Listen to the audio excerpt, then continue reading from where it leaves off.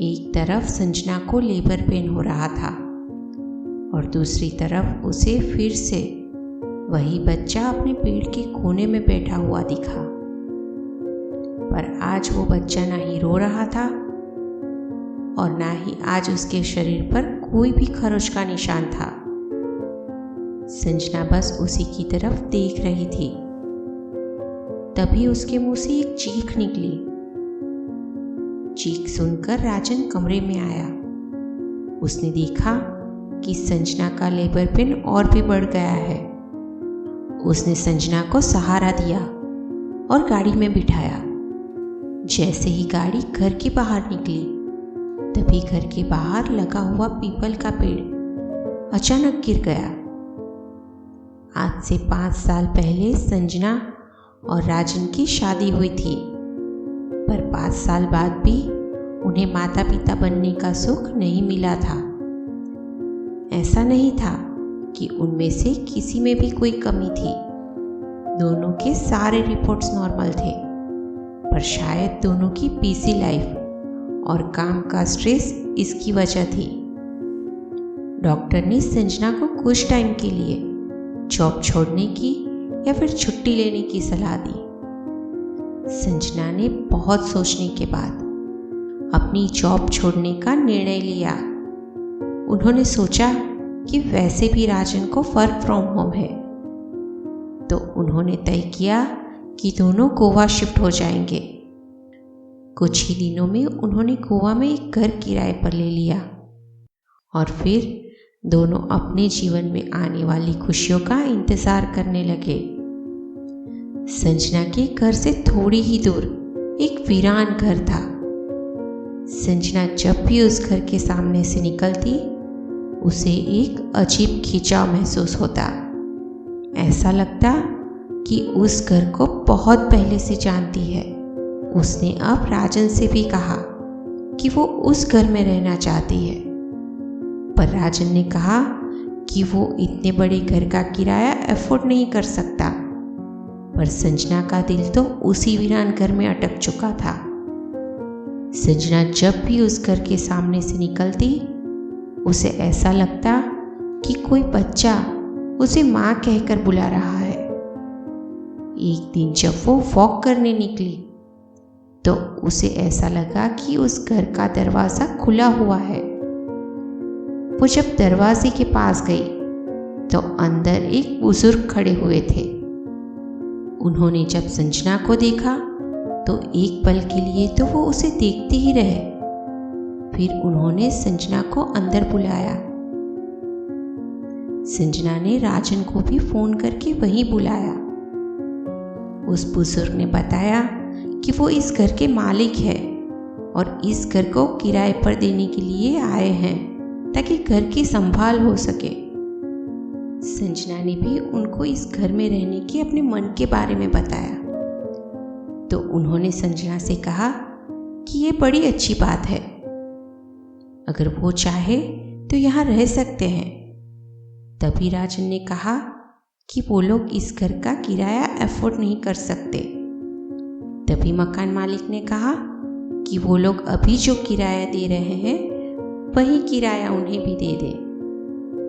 संजना जैसे जैसे घर की हर एक चीज को देख रही थी, हाथ लगा रही थी, उसका खिंचाव इस घर के प्रति और भी बढ़ता जा रहा था।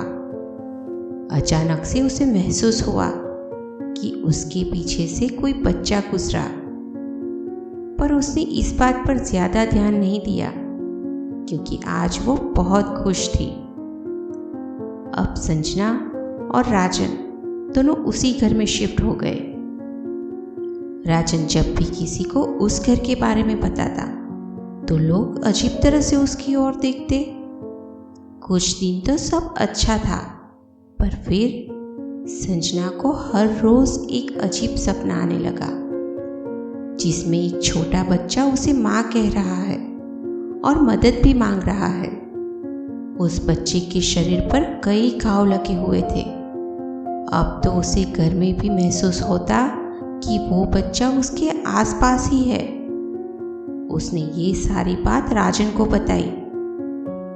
राजन ने उससे कोई अच्छी किताब पढ़ने के लिए कहा। संजना ने भी वैसा ही किया। उसने भागवत गीता पढ़ना शुरू किया। एक दिन संजना की तबीयत अचानक बिगड़ गई। डॉक्टर को दिखाया तो पता चला कि संजना मां बनने वाली है। संजना और राजन की खुशी का तो कोई ठिकाना ही नहीं था। अब संजना को अपने सपने में जो बच्चा रोता हुआ दिखता था, वो अब उसे सही में उसके घर में दिखने लगा। पर अब वो बच्चा रोता नहीं था, बल्कि संजना के सामने देखकर मुस्कुराता था। संजना को भी उस बच्चे के प्रति लगाव होने लगा था। ऐसे ही दिन बीतने लगे। एक दिन अचानक संजना को लेबर पेन शुरू हो गया। अब भी संजना को वो बच्चा वहीं उसके पास दिख रहा था। अचानक संजना के मुंह से एक चीख निकली और उसे सुनकर राजन कमरे के अंदर आया। उसने देखा कि संजना का लेबर पेन और भी बढ़ गया है। उसने संजना को सहारा दिया और गाड़ी में बिठाया। जैसे ही गाड़ी घर के बाहर निकली, तभी घर के बाहर लगा हुआ पीपल का पेड़ अचानक ही गिर गया। पर राजन ने उस बात पर ध्यान ना देते हुए संजना को हॉस्पिटल ले जाना ठीक समझा। डॉक्टर ने बताया कि संजना की नॉर्मल डिलीवरी नहीं हो सकती, तो उन्हें ऑपरेशन करना होगा। राजन ने कहा कि उसे कुछ काम है तो उसे घर जाना होगा। उसके वापस आते ही संजना को ओटी में ले जाए। राजन घर पर आया और उसने उस पीपल के पेड़ को साफ करने के लिए कुछ मजदूर बुलाए। पीपल के पेड़ के नीचे मजदूरों को 3 कंकाल मिले, जिसमें एक बच्चे का कंकाल था। वहां पुलिस को बुलाया गया। तभी राजन के फोन पर डॉक्टर का फोन आया कि उनकी पत्नी ने एक बच्चे को जन्म दिया है। अब राजन ने मन बना लिया कि वो संजना को अब इस घर में लेकर वापस नहीं आएगा।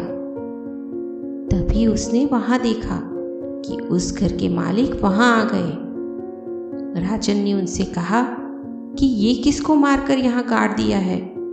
अब हम इस घर में एक भी पल नहीं रहेंगे।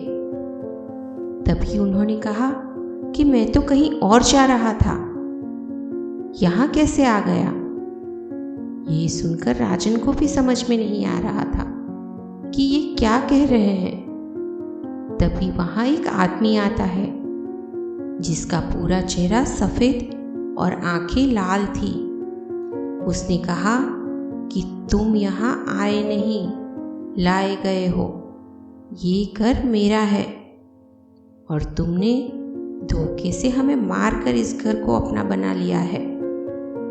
अब ये घर तुम्हें यहाँ रहने वाली संजना के नाम करना होगा।